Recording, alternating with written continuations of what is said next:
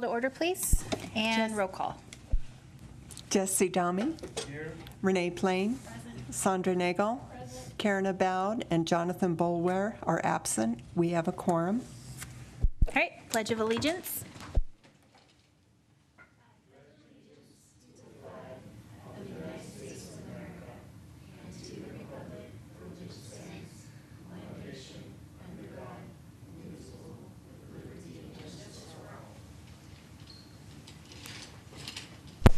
Public comments and discussion? Nope. Okay. For possible action, approval of minutes for the May 8th, 2017 CCVB board meeting.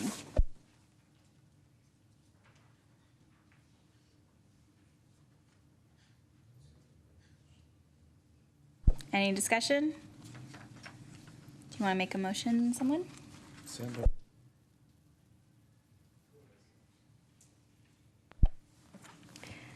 I make a motion to approve the adoption of the agenda. No. Oh, Approval of minutes. approval of minutes, I'm sorry. Second. All in favor? Aye. Aye. For possible action, adoption of the agenda, and it looks like we do need to make a small change. Yep, I would like, for a matter of timing, to go ahead and move item B, listed under non-action items, the CCVB strategic plan and update. I have Maya McKenzie here from the Adams Hub who would like to do a presentation on the update of the strategic plan. And I know she's got some soccer later tonight, so for the sake of time, we'd like to move her up before item number 7. Can I get a motion? I move to approve the agenda with one change. Non-action item number B moves to number 7. All in favor? Aye. Aye.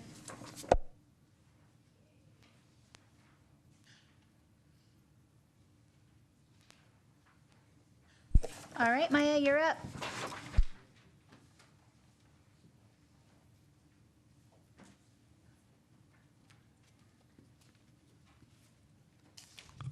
Thank you for letting me come tonight, and it's an honor to present to you all. Oh, you do have to introduce yourself for a matter of record. My name is Maya McKenzie. I'm the Chief Professional Officer of Adams Hub, and in a past life as well, I owned an advertising agency and did a lot of strategic planning and focus groups for organizations. So Joel approached me, and then also Peggy Borgman is she has a fun new agey title of community curator. She's our marketing person for Adams Hub. And both of us have a lot of experience in this area. Peggy comes to us from Silicon Valley and has been leading strategic planning sessions throughout California and other states for the past 15 years. So we're very fortunate to have Peggy in Carson City helping with these types of opportunities. Joel approached us to ask if we would hold this strategic planning session. He wanted somebody that would be unbiased in terms of not, in a position like his where he's working with the different groups. He thought having somebody be a step removed from that would be the best way to get a good result for strategic planning. And I was impressed when we met with Joel and we talked about who should be in the strategic planning session. He did a great job of trying to think about all the different areas that are involved with tourism, the different, such as hotel properties and casinos, retail, restaurants, but then, of course, all of the organizations that are really directly involved as well, such as the cultural organizations, arts. I'm trying to think of all the outdoor recreation organizations, Parks and Rec, the youth organizations, sports organizations. I'm trying to think of Muscle Powered, and then also really trying to look at the different cultural areas such as the V&T people, the railroad, State Museum, Brewery Arts Center, artists, Stewart Indian School, and then also the Latino Outreach Coordinator from Western Nevada College. So looking at the institutions as well. And what I thought was impressive was that even though this is a strategic planning session for the Visitors Bureau, Joel was not afraid to have people in the room that he thought might not agree with everything the way it's going. And I thought that was great. He really wanted this to be an authentic experience that hopefully came out with the best possible direction for tourism for Carson City. We held our planning session on May 31st. It was in the morning. We did a 3-hour session. And Peggy led the session as a facilitator because she knows very few people still in Carson City. And so she doesn't have that personal relationship with most of the people that were in the room, which is important as a facilitator. We started our session out at 8 a.m. and we started it out by talking a little bit about Carson City Visitors Bureau, how it has traditionally focused on tourism, the changes that Joel has made since he came on board, and then taking a look at where is tourism going, what are the trends in tourism, and what are people doing when they choose where to visit and how long to stay and what they're looking for and what they're willing to pay. And then, so we talked about the trends, and Joel talked about it both for what the feedback that he gets from the visitor center, as well as all the different events and activities he attends. And then importantly, all of the participants, they spoke up about the visitors that they've talked with through all of their different activities and their lodging properties or casino or cultural institutions. And it was interesting that we had really similar feedback from all the different groups. And I'm going to go through some of the feedback that the group gave us. And I know you guys have a very nice long, I think 11-page document and some pretty pictures. So hopefully the pictures break it up a little bit so that you can take a look at the people that were in the room, what we did. We're lucky that Peggy Borgman is also an artist. So what normally looks like chicken scratch on the wall, she made the feedback look like more interesting pictures and almost artwork, which was nice. Joel has kept all of the large pieces of paper, and he has them at the Visitors Bureau, and they're using it when they're working on their strategic plan. Taking a look at trends that both what Joel brought up in terms of trends that's happening in tourism, but also what our people who are on the streets working with visitors are seeing. A big trend that is happening, and we're seeing it happen in Carson City, is the concept of cultural immersion. And this is where people come to a region and they want to stay for an extended period of time and want to basically be part of the community and eat where the locals eat and do the local activities and the events and feel like they're having a locals experience. You see that happening all over the world, and it's happening here in Carson City as well. There's also a huge trend right now with marrying the foodie tourism with agriculture tourism. And I think somebody used the term, I don't remember who it was, that farmers are the rock stars of the modern ages. There's kind of a reemergence of looking at, food to fork or farm to fork. Where did my food come from? What does it look like? How involved are people in it? And then how does it end up on the restaurant, on my plate in a meal? And so looking at that is an area that is gaining more attention here in northern Nevada, and we have a lot of things going on with that. We have greenhouses and aquaponics and local restaurants that are focusing on serving local food, so we're right in line with that trend. And then there's health and wellness, which we all know has been a big focus for the last few years. And part of it is because that's what people are looking for with tourism when they go on vacation. They want to be healthy, they want to bike and do outdoor activities, they want to eat well and have great experience all around, but also have it be a healthy experience. One of the other things in tourism, and we found out, or Joel found out about this pretty quickly, is that tourists need things to be mobile. They need to get to an area and they need to access all of the information on their mobile phone, because oftentimes that's all they're traveling with these days, or that maybe their iPad or tablet or something like that, but usually it's just the phone. So we need to look at making sure that all of our information is accessible via mobile. Another trend in tourism is philanthropy. People want to go on vacation, but they want to feel like they're giving back. And so looking at ways to immerse for visitors in cultural experiences that also makes them feel like they're doing something that benefits other people.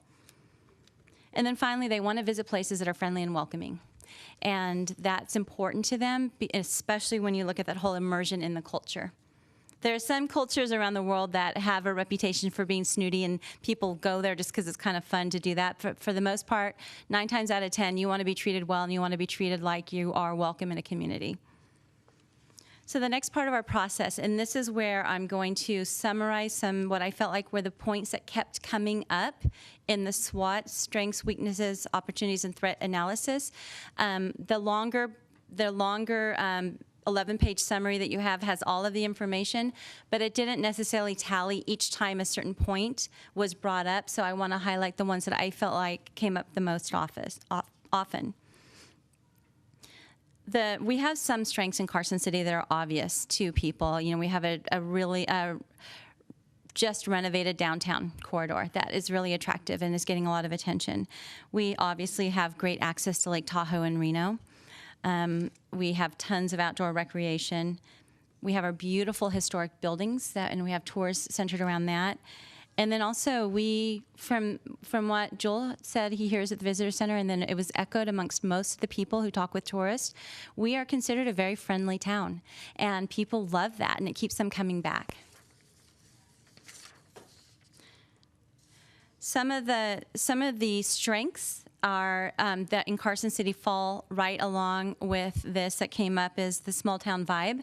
Interestingly, you're going to also see the small town vibe is possibly a weakness because that means we might not have as many fun things going on as a bigger community. But a lot of people come here because they want to be in a small town. The wildlife that happens to roam throughout our city streets is a big draw. People love it. We get a little tired of the deer eating all of our flowers, but the visitors think it's fantastic.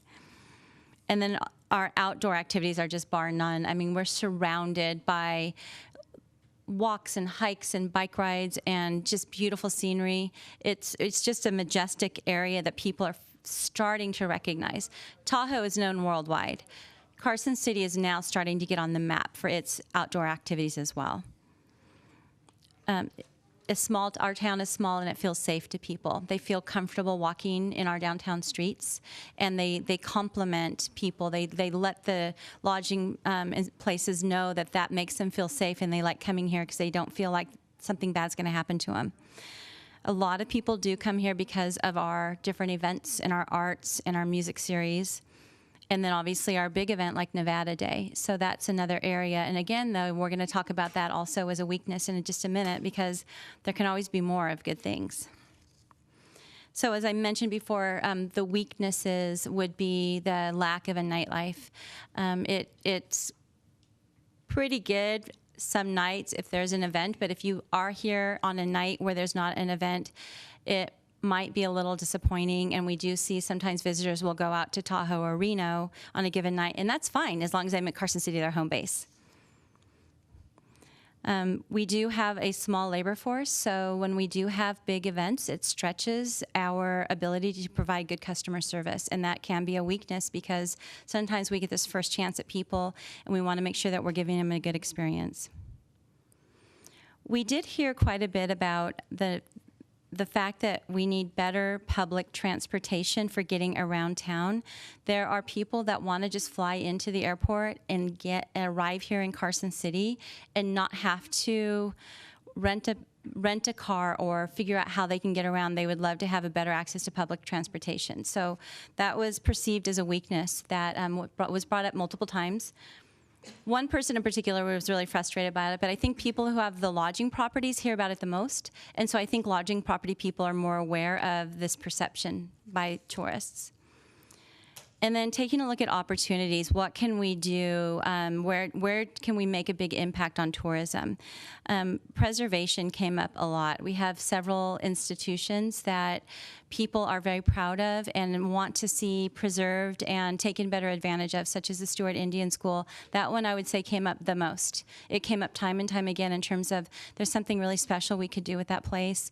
It's, it has a storied history, but it's something that should be remembered. And then that campus is just bar none. It is absolutely a gorgeous campus that more could be done with. Also talking about the prison. And then the other one that came up quite a bit was the silver, I was going to call it the Silver Legacy, but I don't think it's the silver. The Silver Saddle Ranch. We have this ranch, and ranching is a big deal, and agriculture is a big deal. And the feeling is that we're not doing enough to celebrate the history, and that since this ranch is part of Carson City's property, there's something more that could be done with that. And then also the V&T, looking at how do we make the V&T more part of the tourism experience. There's a leg that goes back and forth between Virginia City, and taking a look at, are there more things that could be done, such as encouraging mountain bikers to take the V&T up and then maybe riding their bikes back down into Carson City. And then the threats are something that we've heard. It sounds like the tourists don't get this very often, which is fantastic. But there's a concern that sometimes Carson City doesn't like outsiders. And we've heard this before. We really didn't have anyone who works with tourists who said that tourists have ever had this perception. I think that happens more when somebody moves to our community and wants to get involved, and people worry that they're coming in too quickly and not immersing themselves in our culture before they start to impart change. And so for tourism, that part of it is just really encouraging people to continue to be welcoming and friendly, but I don't think that we really put that face forward for tourists, that outsider's perspective. There was a lot of talk about needing better signage, especially the concern that once the bypass is completed, people are going to whiz right past Carson City and not even stop to take a look. So there's a lot of concern that we need to make sure there's a lot of signage that encourage people to come on down into Carson City. And then also that some of our best features, such as our parks and our trails, are Carson City's best kept secrets. We don't do a good job of letting visitors know where they are and how to access them. So signage came up a lot, both helping to encourage people to come to Carson City and then helping people find their way around Carson City once they're here. And then the most important topic that came up time and time again was the fact that there's not one unified community calendar. There are a lot of different institutions that are trying to do this, but a lot of times they have a bias, or they might be a member-driven organization, or maybe they're selling advertising or something like that. And the idea is that there needs to be one unbiased source for everything that's going on in our community. And also that hopefully that source would provide a better community collaboration opportunity as well. Once we had everyone in this room, Joel, I'm trying to remember how many people were in the room. I think we were a little over 20. Yeah, it was a great group of people. Everyone in the room said, this is fantastic. We should be doing this all the time. I mean, this is what's going to make Carson City a better place. Joel did promise that we would bring the same group back in a few months and let them know what has been implemented as a result of our meeting. But everyone you could see in that room really wanted this opportunity for better collaboration.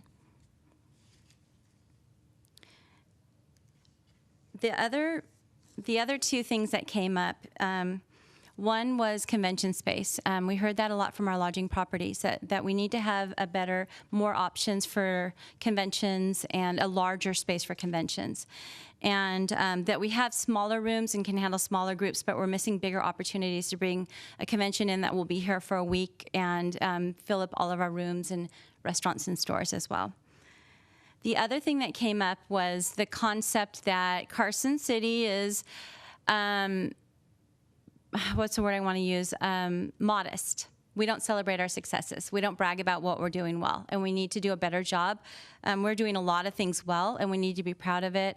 And the idea is we need to do a better job of letting people know what an incredible place Carson City is. So that's kind of the synopsis. I encourage you to read the longer document, but I thought I'd give you kind of a bird's eye view of what was discussed, and would love to address any questions that you have. So I want to thank Maya and her team at the Adams Hub. I think that I'll mirror in the comment that Peggy did a phenomenal job. She was a rock star. I've been probably 24 different strategic planning sessions in my career, and this by far was the best strategic planning session, and I heard that from nearly every participant. Having 20 plus stakeholders in the room as phase one of 3 different phases for our strategic planning session, and giving the voice to those that are impacted by visitors and also have an impact on visitors, I think was a first, and definitely a first in Carson City. But they felt like they were part of a decision-making program, and they felt that now they'll take some ownership in this. once again, I can't thank you enough, Maya. I think that you did a phenomenal job. Peggy was a rock star. You can see in the picture in the handout, the last 2 pages, in a matter of 2.5 hours after introductions, how much we were able to get through. The 11 pages of notes that you have, this will help guide you through the next process. The next step in this process is to include the same strategic SWOT analysis from you as a board. So I will be sending that out tomorrow, and you'll have a worksheet to walk you through that. My staff will be doing the same thing. I will be putting all of that together, working with the Adams Hub, and coming back to you in July for the approval of that draft, and hopefully the final approval so that we can move forward and implement that 5-year strategic plan. What was great is not only did we have stakeholders, but sometimes you worry about inviting a lot of different people that are working within their individual silos.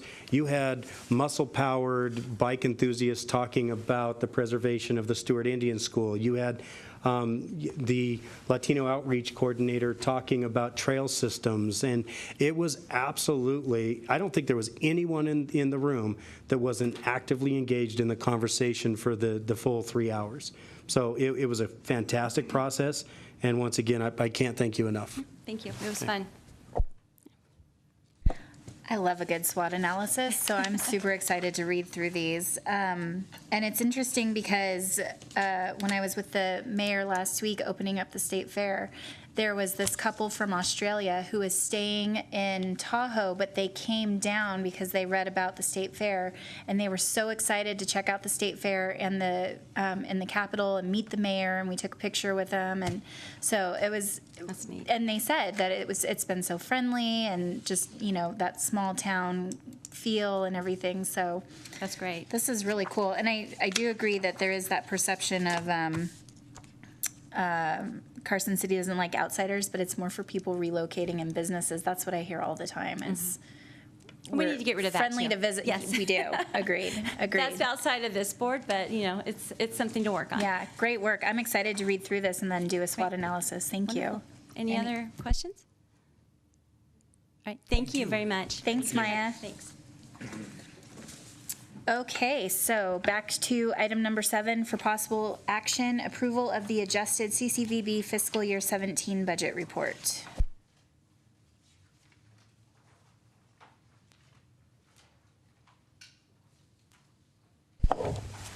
Okay, in your packet, you have the fiscal 17 year-to-date current. You've got accounting period 11. This is through May 31st for expenses. The revenues reflect through room tax revenues collected through April. So once again, you're at 92% of the year on expenses and 1 month short on your revenue. So we still have the additional revenue coming in. So going over the first page, which is page 2 of 5 in your handout, projected revenues for the year, we're projecting to come in at just a little over $2 million. Year-to-date actuals, right now, we're at $1.6 million. With that, I'm confident, looking at the room revenues coming in, that we should surpass that projected number.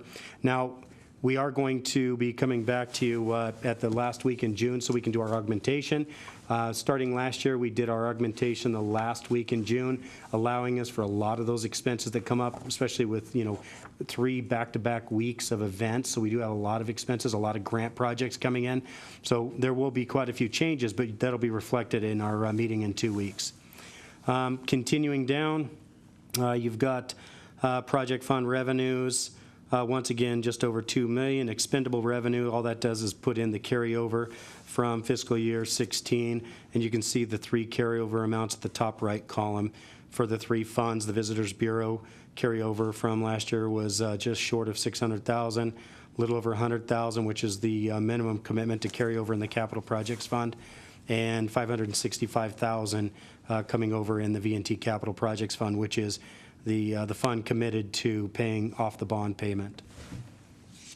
On page 3 of 5, you've got your first set of payments.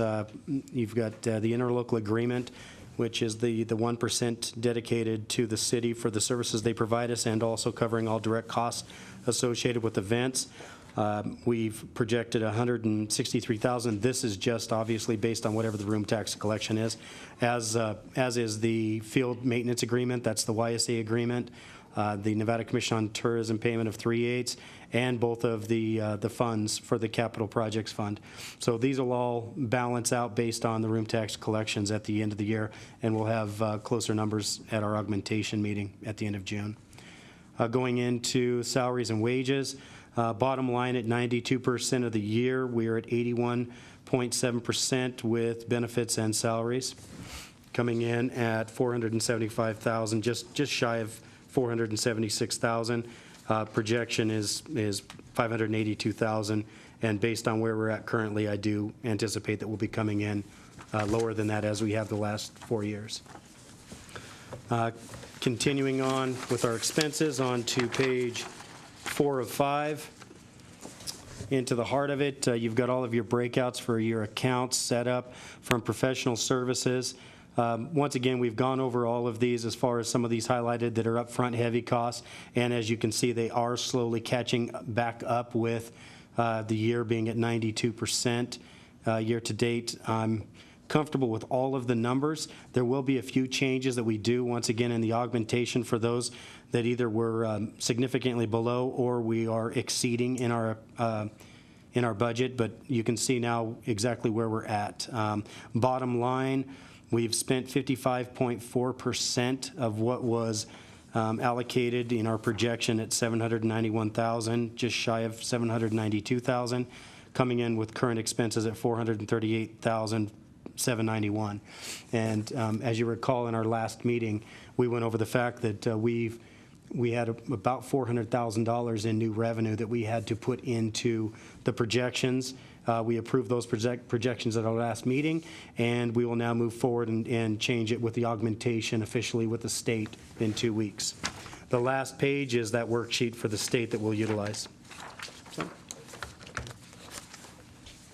any questions? Joel, I have a question. Excuse me.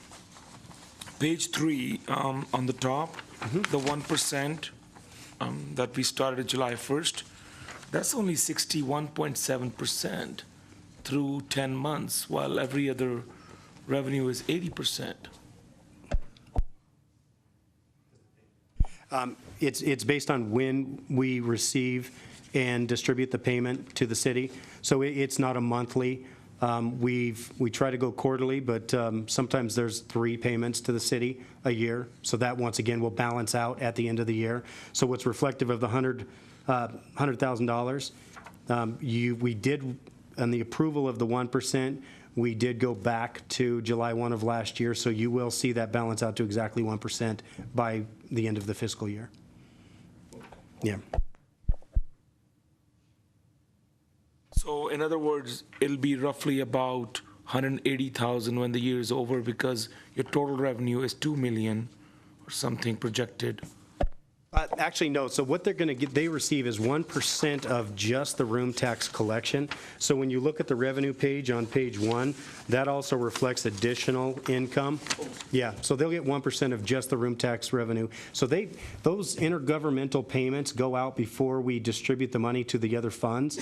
So based on the room tax collection, rather than taking out the V&T, both of the funds, everything is based on 1% or 3/4 or 3/8 of the total amount collected. So yeah, that's the difference that you see. Okay. Any other questions or comments? No? I move to approve the adjusted financial year 17 budget report as presented through May 2017. I second. All in favor? Aye. Okay. Number 8, for possible action, approval for ratification of the CCVB Statement of P-Card Report for April 2017, totaling $11,463.72, and the accounts payable checks for April and May 2017, totaling $62,422.73. Okay, perfect. I will start with page 1 of 4 in your packet. These are posted dates between April 5th and May 4th, 2017. Going down, we've got a lot of small items. A lot of the travel that we've had and a lot of the grant projects have required quite a bit of small purchases. I'll go over some of the larger items and follow up with any questions on any of the smaller items, but you certainly will see through certainly page 2 and 3 a lot of the costs associated with the travel. A lot of those are grant projects, which I'll go over with the grant update during my report and non-action items. But starting with page 1 of 4, going down, you've got Art and Environmental Conference of $540. That was the Nevada State Museum of Art. Continuing down into it in Simple View, so that's the app payment and licensing of $991.67. Vital Signs, $1957.07. We had talked about this, but this is finally going through. This was the purchase of the event tent, table covers, flags, everything that we used as part of the grant project to promote our trail systems at the Sea Otter Classic. But we have used now that presentation booth, tent, and flyers, I think, at 4 or 5 different events. So definitely getting a lot of utilization on something that was part of a grant project with Nevada Commission on Tourism. Continuing down, I don't see anything else. There's a couple in there that you can see everything's tied in, and you've got a reference, and you can see that a lot of those are tied to that Sea Otter Classic. We ended up with 11 people that worked throughout the booth with not only us, but Epic Rides and volunteers throughout that weekend.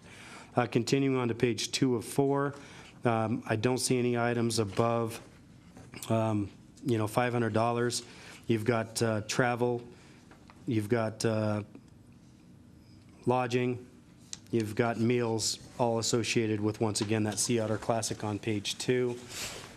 Continuing to page 3 of 4, the largest item, you go down just a little bit past halfway. You've got the cost of the printer rental, and as we discussed last week, we have the new upgraded machine installed and working, and unbelievable what we'll be able to provide in additional resources to all of the events. So you will see a transition of how those payments are made and who they're going to over the next month in July. Continuing down, you've got, looks like the last item, you've got $1,000. And as we had mentioned, I think 2 months ago at the Sea Otter Classic, we were able to save quite a bit of money by getting an Airbnb VRBO instead of getting rooms. And with that, we had a $1,000 damage deposit, and that's just simply showing the refund of that. Continuing at the short and end of the list on page 5 of 7, once again, just a couple of small items, nothing over $500. Continuing on to page 6 of 7, we get into the accounts payable checks from the fund 740742. These are checks that were cut from April 1st through April 30th, 2017. The top one is the payment for what was approved last month in credit card charges. The next one down, the $5,092.50. This was our sponsorship. We did the same thing this year with the youth trap shoot tournament that went over the course of 3 weeks. I think they had a little over 300 shooters over the course of each one of the weekends. We do just a little bit of promotion for them, and 2 years ago, we stepped up and started providing a sponsorship barbecue lunch for every one of the kids participating, so that's what you see reflected here. Continuing down, April rent, you've got marketing costs with independent contractors throughout the middle of the page, and that's all I see. There's nothing outside of the norm other than just the sponsorship for that youth trap shoot. We ended up on that one. I think I've got to do an economic assessment the next time we go around. Having stopped by the event, there were shooters from all over northern, central, and even southern California that came in for the shoot. Continuing on the last page, these are the checks that were cut from May 1st through May 31st, 2017. On the top, you can see the rent for the Visitors Bureau site. Once again, you've got some contract employees. A lot of these are tied into grants, and when we do a final grant report, you'll see a lot of these going towards grants. Continuing down, railroad page, the railroading in Nevada page. So that is our yearly cost for that third site for railroads across Nevada that we do with the Leviathan Media Group. And our commission on tourism payment of $14,697.98. And the last one down, you've got the changeover with the new equipment required quite a bit of electrical upgrades in the site, and also we're building a new conference room because the new machine takes up a ton of space. The cost for that renovation of the room was $2,200. I did just receive a donation from the property owner that more than covers some of these changes. So as a good tenant, he has continued to support our effort in providing services. So that's it. Any questions on accounting? Okay. Okay. Can I get a motion then? I move to approve the ratification of the CCVB account activity statement of P-card charges for April 2017 and the accounts payable checks for April and May 2017. All in favor? Aye. Okay. Number 9, for possible, or discussion and possible action, approval for the reallocation of $80,000 currently budgeted in the CCVB number 06-25 operating account for the purchase of trail building equipment to be utilized to fund the environmental studies and permitting required to legalize up to 36 miles of existing trail inventory to include the Sierra Range, Prison Hill, Carson River, and Centennial Park areas. All right. So I have provided late material. We have posted it on the website, and it is available to anybody in the room. It is a list that was provided by the Carson City Parks and Recreation, and it is a list of all of the current trail projects and timelines required and processes required to legitimize these trails. So most of the trails that are listed here are existing trails that for one reason or another have not become accessible or legalized for us as the Carson City Visitors Bureau to market or to be used in events. And some of them are just falling short of being able to be legitimized because of either easements that are required and or environmental studies. Now, although I presented at the last meeting and you approved an allocation of $65,000 for the purchase of trail building equipment that would have been provided to the city, gifted by us to the city to build new trail.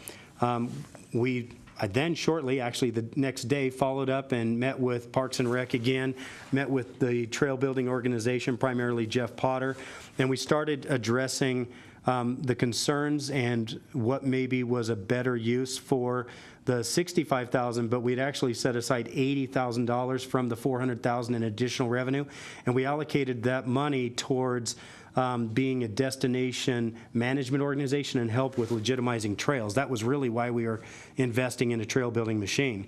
The advice that I received from not only Jeff Potter, Muscle Powered, and the new trail coordinator for Parks and Recreation, they all agreed that the better use of that money in a partnership with the city and Muscle Powered would be to provide the easements and the resources and studies, the environmental studies, to legitimize the trails we already have, we already maintain, and we would be able to quickly put out into our inventory for people to use and events to use. And that's what you see here in this list. Now, I was also advised that there is an agreement that Muscle Powered has worked with a local trail building organization out of Washoe County who has gone through the effort to purchase the same trail dozer and a mini excavator, and they're willing to work with Muscle Powered in the city of Carson City to provide the trail building if and when we need, which may be maybe 6 months to a year once we get through some of these processes of building new trails. But during that time, our investment would open up additional trails.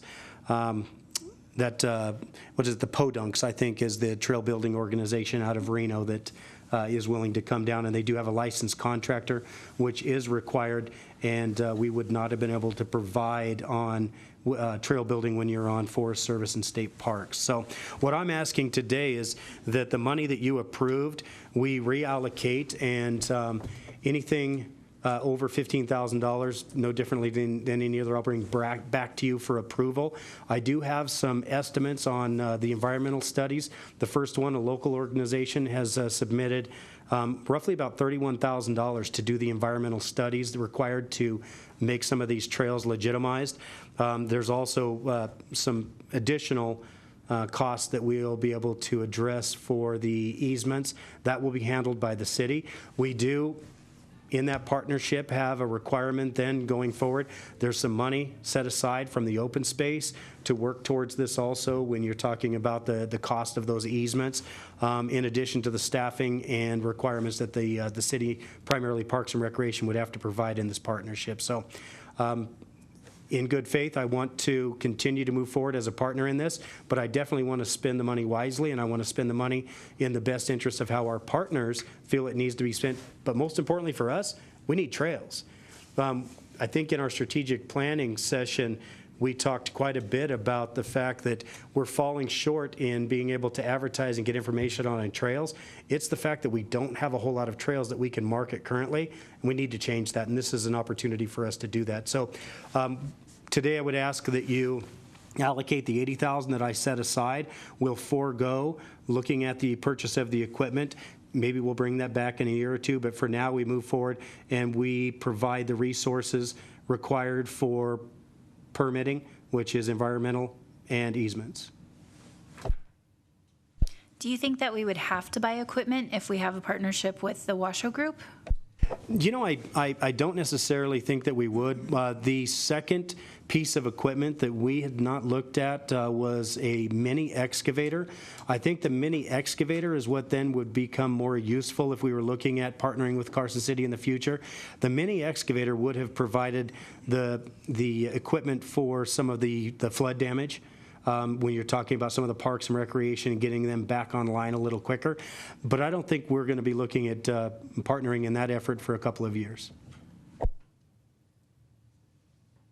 And then, so the studies are obviously going to cost more than $80,000. So the partners in paying for the rest of the studies are the city and Muscle Powered, or who are the stakeholders in that besides us? Yeah, you're correct. So the two stakeholders will certainly be Parks and Recreation and the Muscle Powered group. So Muscle Powered, I think, is working also to lower any of those costs and working with some of their community partners and looking at doing partial donations of some of those environmental studies while still meeting the requirements of the land managers, which would be state parks and Forest Service.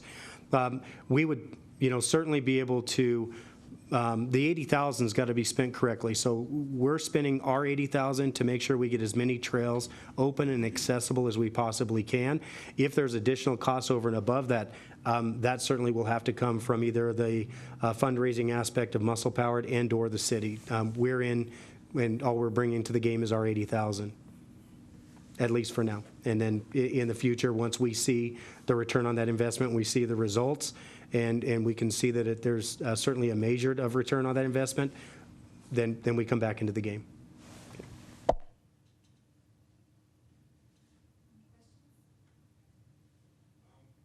I do have a question, Joel. On an ROI basis, like development of this trail system or, buying this equipment, how will it generate more events?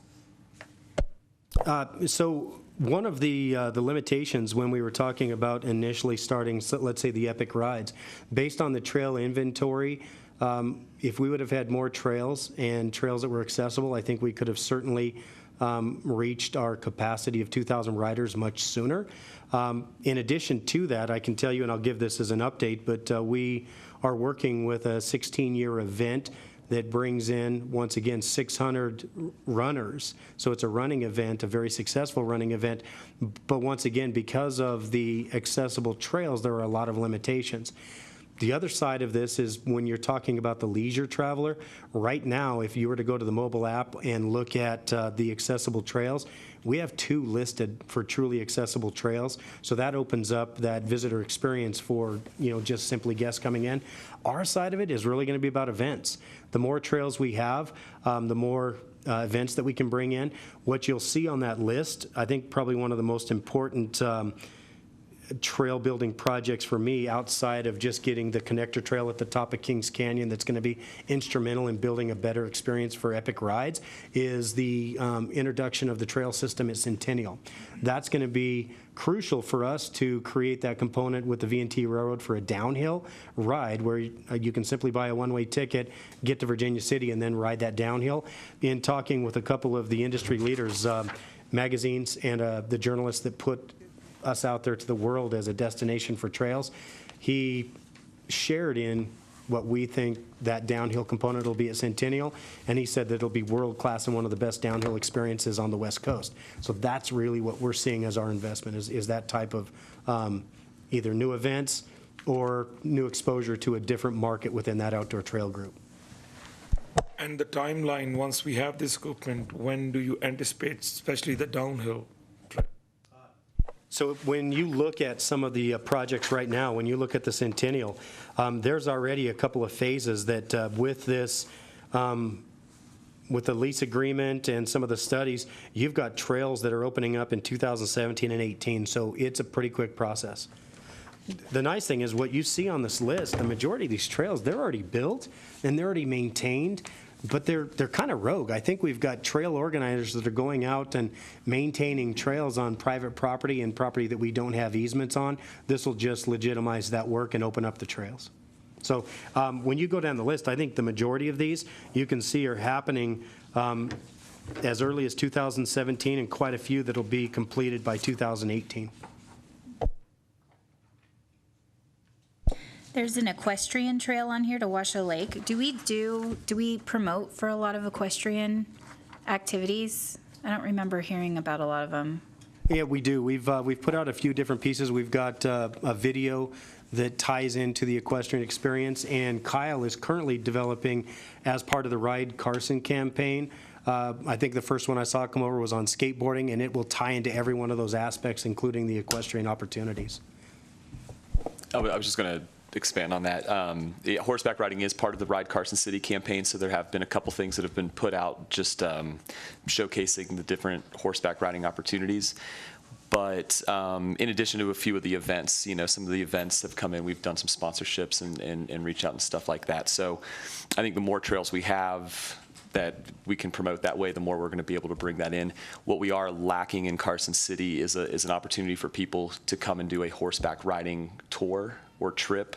One person that was doing that moved a number of years ago, and nobody's come in to fill that void. And that is something that we get calls and people coming in is, hey, can I do a horseback riding tour somewhere? And so that would be something that we would need to add to our inventory. To add to that conversation, if you look at the second set on Prison Hill, part of the strategic planning session that we talked about, there was a lot of discussion about the use of Silver Saddle as becoming that equestrian center with trail use. So I think we've got an opportunity there. And I think some of the soil there is probably a little bit more conducive to the equestrian than even the west side. So I think a lot of opportunities will open up. Yeah, I knew that the horseback riding was part of the Ride Carson City. I just hadn't seen actual equestrian events coming in. We've talked a lot about biking and running and everything. I just hadn't seen a lot on equestrian events. There's two that I know. There's one that we're working with in August, but most of the rides that come in are long distance endurance rides. So they usually leave out of Dayton or Virginia City. But they all usually stay down here in Carson, so that's why we have a relationship with those. But I would say there's probably about 2 a year events that we work with that come to this area. All right, any other discussion, questions? Motion?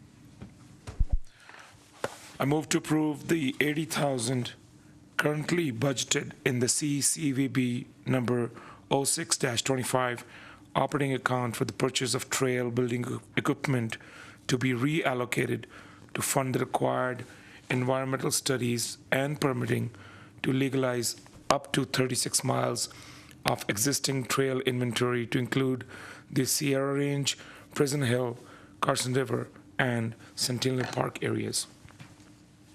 I second. All in favor? Aye. Alrighty then. Okay, non-action items. All right, first we'll go over in your handout the transient lodging report for April 2017.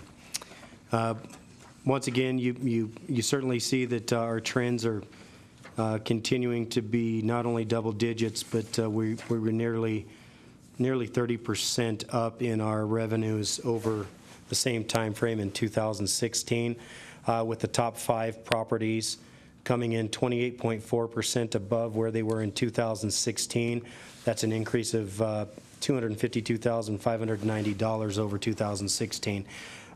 Once again, those top 5 properties are included in the top 13 property listing, and you can see the top 13 properties with that $252,590 from the top 5 properties came in $365,000 above where they were in 2016. That's an increase of 28.7%. RVers, we saw an increase of RVing revenue of 10%, and other properties, which include all the remaining properties, was down $2,649 over 2016. Bottom line, we were up $365,122 in room revenue, an increase of 27.7% for April of 2017 over 2016. Continuing to the right side, you can see the column for a comparison of 2015, and the average daily rate for the top 5 properties went up $7.98, an increase of 9% going to $96.66. Average daily rate for top 13 properties came in $6.35 above 2016 at $71.97, and RV spots went up pretty close to the same 8.6%, coming in at $33.32. Room revenue, you can see the breakouts for calendar year. So calendar year, in the first 4 months of the year, we've seen an increase of 26.31% over 2016. That's an increase of just over $1.1 million in room revenue over the same 4 months of 2016. Fiscal year to date, from July 1 through current, would be an increase of almost 15%, coming in $1.9 million above that same time period in 2016. Going down now on room revenue, you see the comparison between 16 and 15, and once again a comparison of legislative years from 17 to 15 in the next box. Compared to our last legislative year in 2015, we are up 27%, an increase of $1.1 million over the legislative year of 2015 for the first 4 months. Fiscal year to date, July 1st, we are 22.13% above that same time period of 2015. Trailing 12 over to the right, you can see an increase of 21.25%. And RevPAR, the last on the bottom left, RevPAR, once again, reflectively across the board, up 30% for those top 5 properties, 35.7% for top 13. Bottom line, RevPAR up 41.5%. RevPAR is revenue per available room. On the back, you've got your occupancy report, and you can see the breakout for top 5, top 13 RV and remaining as compared to the same occupancy for 2016. The 28-day plus, we're currently working on, and I'm going to do a full end-of-the-year study and report at the next meeting, working with the city. As you know, this Thursday they're addressing and looking at how they're addressing the blighted properties and concerns with some of the requirements for licensing and permitting. Bottom line is unbelievable. We're still continuing. If you had a chance to go anywhere in this community over the course of the last several weekends, you've got a choice of 4 to 5 different events that are happening. This coming weekend, obviously, we have Epic Rides and the powwow, the Stewart Indian School powwow, 2 fantastic events. I found it difficult to find available rooms over the course of the last several weekends. It's been amazing. I don't see that changing. The weekend after Epic Rides, we've got the 4 car shows coming into town, and once again, I think we'll be overwhelmed with choices for events in our community. Any questions on the occupancy report? Okay. Continuing down, we did go over the strategic plan. I just once again want to thank the Adams Hub for facilitating that for me. They did a fantastic job. Grants update.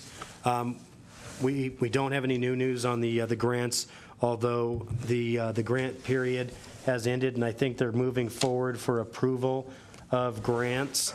Once again, I will go over, just for matter of record, what I did submit and request for the current grant period, and they will be meeting, they being the Nevada Commission on Tourism Executive Board, this Thursday.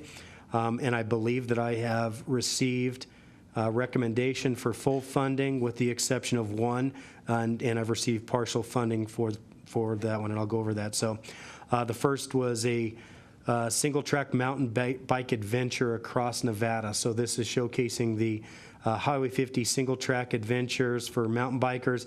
In addition, we'll be expanding out in Phase 2 through Caliente and Pioche. I did request $25,000, and we would match $25,000 for that project. I believe the recommendation moving forward will be probably just about half of that. So certainly pretty impactful, and it'll be a great project. It's going to, in fact, Kyle will probably give you an update. We did reach out, although it won't be part of the grant funding, it is part of our showcasing Epic Rides and mountain biking across 50. But Kyle will give you an update on what he did this past weekend in Ely at their mountain bike event. Continuing, the next grant was the Reimagined Space Collaborative Marketing. That is the temporary art exhibits in the properties in the redevelopment. I asked for $5,000. I believe I'm getting recommendation for full funding on that. Advertisement in Nevada Magazine to include their travel guide, $5,000, and I believe I'll get full funding on that. And to create a Ghost Walk video. The Ghost Walk video will be a total of $10,000. I've asked for $5,000, and I believe I'll be getting funding for $5,000. The grants that we have to finish, and we will be submitting for refund. Some of these we've already completed, but we currently have an interactive mapping project. That interactive mapping project, I will be moving forward, and we're going to be in a partnership with the city of Carson City and one of their vendors. So I will be transferring what we would have paid to a third-party vendor to Carson City, working with their GIS. I am really excited at what they're going to be able to provide, because of the several different mapping groups that we've reached out to over the course of the last year in this project. Nobody has been able to meet our needs, and we had nothing but yes and can-do attitude with the GIS with Public Works. So we're going to be moving forward with that project with the city of Carson City.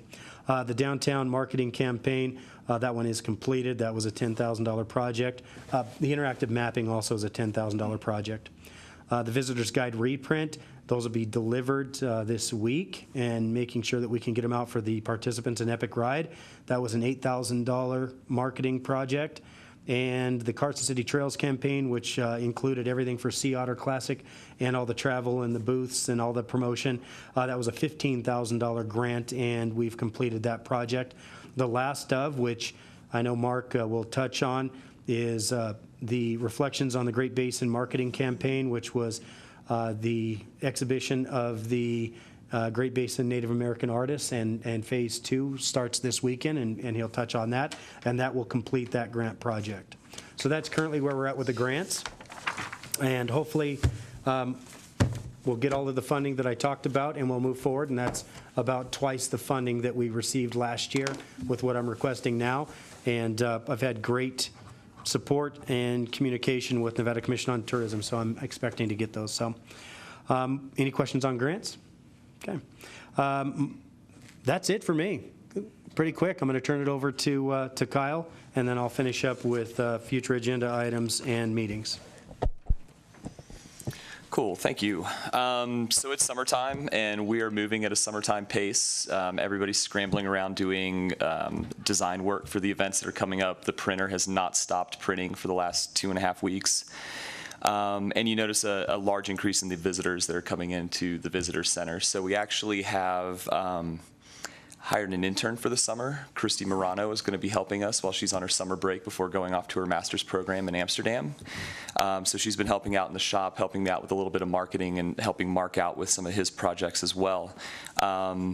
The main thing over the last month is just getting this visitor's guide together. So Terry and Kat have been kind of going crazy with their staff writing the content that's going to be used or repurposed in, upcoming visitors guides, getting all the photographs that we've been releasing and stuff like that. So the visitor's guide looks good, and it'll be out right before Epic Rides, which is great. And then so in addition to that, kind of the projects that are, is there an echo?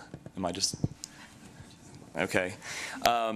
Anyway, one of the big projects we've been working on, we talked about this last month, was the remarketing campaign that we're doing with Nevada Appeal to try to do some targeted marketing in different markets in California for specific things. So that has now officially launched as of this week. So if you see it, something's going wrong, because it's towards San Francisco and Sacramento and Chico, and it's directly related to people's interest in bikes, history, and trains, as well as golf. So what this program does is that if anybody goes to a location of any of the designated, we'll use golf for example, of any of the golf areas that we designated in Chico, Sacramento, or San Francisco, the next time they pull up their phone or go browsing on the web, a Carson City golf ad is going to pop up and direct them back to the Visit Carson City website, golf page, and all of that information there. And that's the same for any of the history and train locations that we've designated, as well as any of the bike shops that we designated. In addition to that, we also targeted a couple websites that were related to that. So if anybody goes and searches in those websites and goes to another page, a Carson City ad's going to go ahead and pop up. The nice thing about these ads is they are animated. So this is the first time we've had any animated ads, and they look really, really good. So kudos to the design team at Nevada Appeal. We're going to follow these up with social media campaigns, so Ride Carson City campaigns or train campaigns to those specific areas as well. So not only are they going to be seeing it when they pull up their web browser, but they're also going to be seeing it when they pull up their social media as well. So we're going to be, trying to saturate that from all sides. Like Joel said, we've been working on Ride Carson City sizzles. That's what Kat Allison calls them. Essentially what they are is 15, 30-second video clips of a particular activity. The first one that she completed is the skateboarding one. There's no interviews or anything like that. It's more of just like an action film commercial for all of the different aspects of how you ride Carson City. It looks really, really good. Those videos will be launched, of course, on social, but they'll be added to that particular project in the on the Ride Carson City page on the website as well. So just continuing to add more and more information about those activities. So we'll have 10 videos for all of the Ride Carson City activities. Like Joel said, the downtown video is done, so I think our last content was created at the Brewfest and the Trains and Steampunk, as well as the Farmers Market this weekend. So we'll have a new, fresh video, because the last downtown video we did was in the fall and it had fall weather. This one's going to be sunny, and it's going to be relevant to now. Let's see what else. Tomorrow I'll be filming with Wild Nevada. They want to come down and highlight the Blue Line Trail. So I'll be walking with their personality as well as their mom.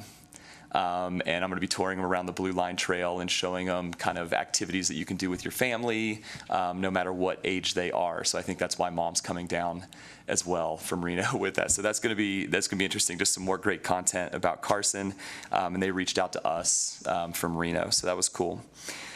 We had a meeting today with a local artist about redoing the look of the Blue Line map, kind of make it a little bit more artistic and adding the elements of some of the haunted buildings on the Blue Line tour, and kind of working that in, coinciding it with the ghost walk that Mary Bennett does. And so that's looking good. Let's see what else. Updating the website to give it a new summer look, making it more user-friendly. As you can see, as part of the strategic planning, the calendar came up again, so working with James on how we can be that much tighter and sharper on the community calendar. People can enter it themselves. We can populate it from their calendar on their website, and we can populate it from Facebook events that they make on their Facebook page. yet we're still missing stuff. So it's just one of those constant, works in progress. But James and I have recognized that is, a main focus and working on that. So going to the grants, I'll talk about the Ultimate Highway 50 Mountain Bike Adventure. I got a chance to go to Ely this last weekend with Kurt Gensheimer, who's an independent mountain bike writer, writes for a number of different magazines, as well as James Adamson, who is a cinematographer who does a lot of action video and product releases and things like that all over the world. And we got a chance to dive into Ely mountain bike culture. They have the oldest enduro mountain bike race in the country, and what that means is you have to climb, and you're not timed on the climbs, you're timed on the downhills, and then everybody's times are compared against to each other. So it's got a social element as well as a getting rowdy element to it, and it's got an expansive trail network. So the idea of this project is to connect the two gateway cities. Ely is being this established trail community with this long-running race that nobody knows about, and Carson City, who has taken this market by storm and is this merging trail community with the #1 mountain bike race. Well, we're the gateways to this Highway 50 experience, and what I noticed is all the people from Salt Lake City have never been any further than Ely, and all the people from California don't make it much further past us. So the idea is to cross-promote and to complement each other and create what would be a week-long itinerary for people who are wanting to travel across the state and enjoy mountain biking. But it wouldn't just be the trails, it would be the hot springs, it would be the historic points of interest, places that you can get a craft beer and some good food. But allowing these communities, these rural communities inside Nevada, to have something that brings economy to them and helps bring money into their community, but also gets kind of that flow of energy from one side to the other. So this was kind of a preliminary phase, and when the grant comes through, we'll be moving forward on official phase 1 and phase 2, but we're looking for a lot of video content to come out of this, and a lot of content that all these communities are going to be able to share and cross-promote with, which is great to kind of help, being a part of raising everybody up at the same time. Joel touched on the interactive mapping, so we're looking forward to that. I really do think that this is a fit. I was confident leaving that meeting that they're going to be able to provide everything that we're looking for, and we'll be the first to say we have champagne taste, and we don't settle for anything less than that. So.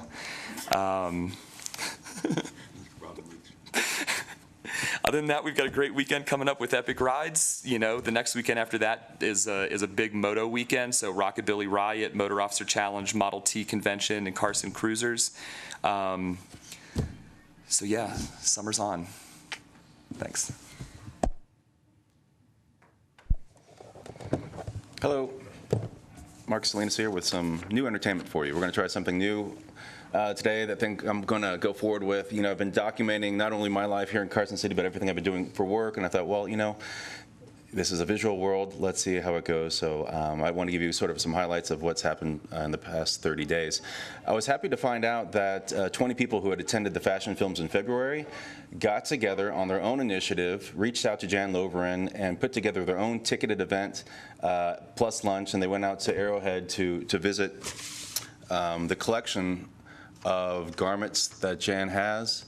Again, this is an event that actually sparked another event.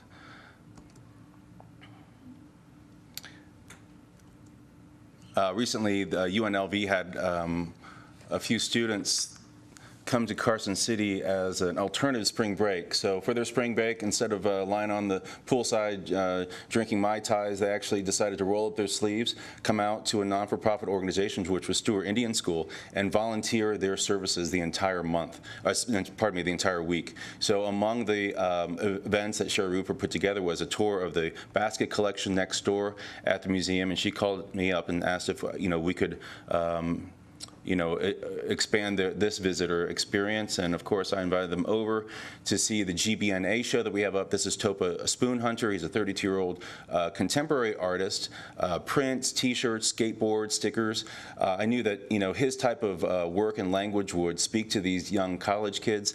And so what I did was I arranged a purchase of some prints of his work so that these students from UNLV came up here and actually went home with an artwork. It was something we put on social media, and they sent me a great card. One or two little clips I want to read is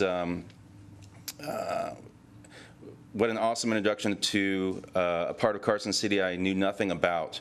Your generosity makes an impression on us. Thanks so much for taking time out of your day and connecting us with the artwork. Excited to come back and see new art.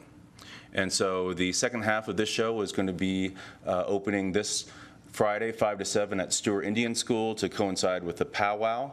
We're calling this part 2 of 6 new artists at the powwow. Part 1 still remains at the Visitors Bureau over this weekend, so we can get some travel in between the 2 venues. And then once the powwow is over, we'll bring everything from part 2 into the Bureau. I had the honor of being asked to be a panel for the NAC's Partners in Arts Excellence grant. It was 32 statewide art organizations applying for $16,000 to $30,000. This was at the Whitney in Reno. I also submitted my application to the governor's office to be a board member of the NAC, and so I'm looking forward to doing that. The NAC, the Nevada Arts Council, has been around for 50 years. They just celebrated their 50th not too long ago. But upon my research, it's been over 30 years from anyone on that board actually being from Carson City. And so now that I'm here, I'd like to help out with that. I met with the director and deputy director of the state administrative office here at this is the state library's lobby on Stewart Street. And, I reached out to them because I have this grand idea of one day putting up some walls here to create an art gallery. We've been able to organizations have been able to carve out exhibition space in pre-existing spaces, but this would be a namesake dedicated space. Indoors, it's in the redevelopment district, so there's a lot of overlap with what we could do there. They love the idea, and they're just waiting for me to give them some sketches and some more ideas. This would be a long-term project, maybe two years. These 5 happy people are the new selected artists for the bike rack competition. Joel and I met with not only the muscle-powered sponsors to give them an update on what that's all about, but we also met with the artists and shared our ideas, our visions, our updated schedule. The selected fabricator for this is a design company in Mound House. They met the requirements of being licensed, bonded, insured by the city, and so we're happy to be working with them. I had lunch recently with David Walker from the museum in Reno, pushing around the ideas of, there's these large outdoor sculptures that exist that my background is in museums and galleries, and when they're not on display, you're paying for storage of these pieces. And what the possibilities were of getting a piece, something like this or other pieces, here on loan to Carson for long term. While I was in Reno, I was able to tour Artec. This is their maker space. This is a giant workshop, not only for fabrication, but for the storage of artwork. Identified some new fabricators that I could probably work with going forward.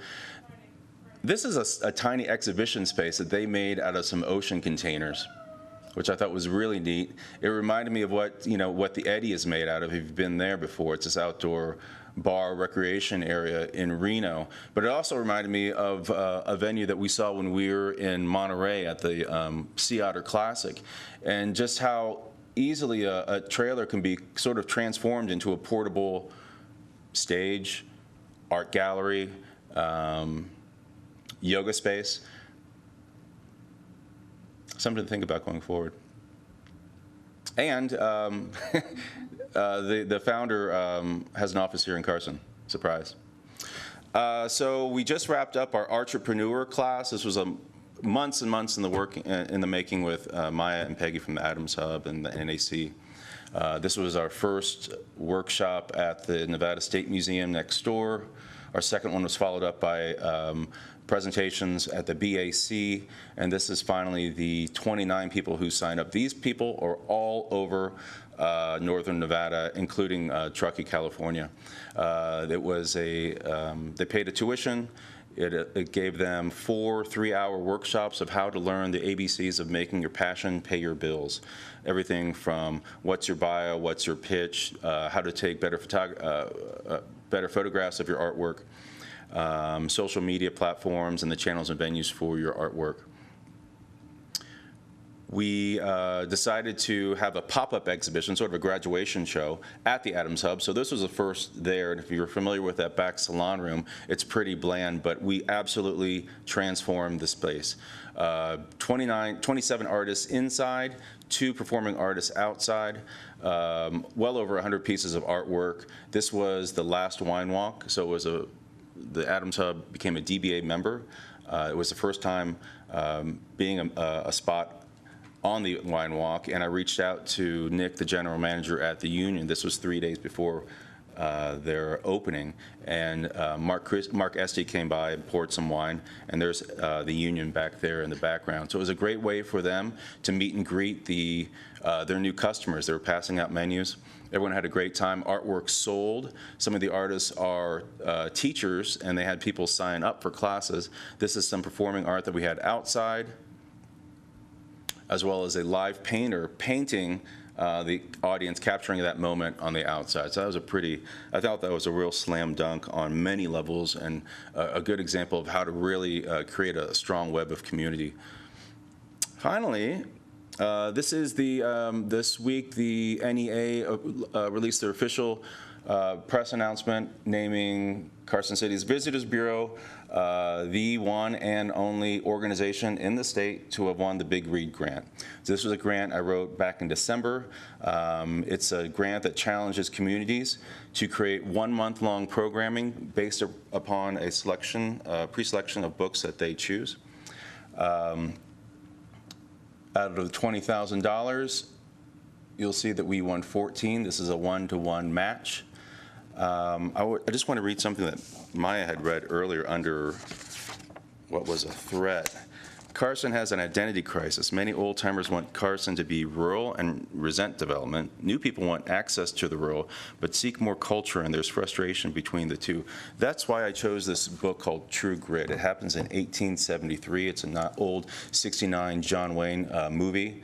But Jeff Bridges did a 2010 version of it, and I thought it would be a good, the perfect opportunity to create some new cool events based upon the history and rural, the rural history of the area.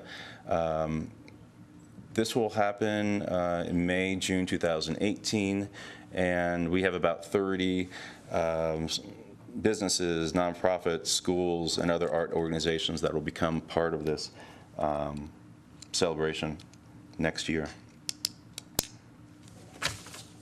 So I hope that sort of shows I guess the diversity and the depth of audiences I'm trying to reach, both in demographics, but also the regional outreach. I feel that is important. As well as invigorating not only the visitors, but the people who live here to sort of create a new creative identity for Carson. Thanks. Any questions? Okay. You're doing a fantastic job. I just have to say, I'm so impressed, and I love that kind of update to actually see it. And the space in the State Archive, that's a great idea. Just a super great idea, so. Thank you. Thanks. Okay, so moving on to future agenda items. Based on that presentation, I think you'll see more slideshow presentations. I thought that was pretty solid. I think we're a visual community. I thought, great job, Mark. And I mirror your comment. Mark is doing an outstanding job when you're coming in, and the first several months is nothing but policies and procedures while still trying to organize and herd the cats of the art community in the northern Nevada region spot on. So before moving to future agenda items, I know we're still on the items of updates. It was very rewarding to sit back and listen to our strategic planning session and listen to our community champion and talk about the champions and the successes we've had, and that's evident in this staff, so they're doing a fantastic job. So moving on to future agenda items, I will agendize a potential name change. One of the things that came up in our strategic planning session, everyone said, listen, your Visitors Bureau, you are so much more than that. You are a cultural and tourism department. I think we need to identify ourselves based on what we're doing and the results we create, and with that, the credibility in our name. So I'll be bringing that back. There's also an agenda item to address any changes or potentially a contract of employment for me that'll come back in July.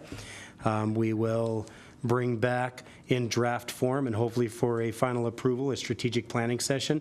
I'll be working individually with you as board members throughout the next month with my staff to prepare that, and we'll move forward hopefully in July to be able to move that forward as an acting document, as a live document.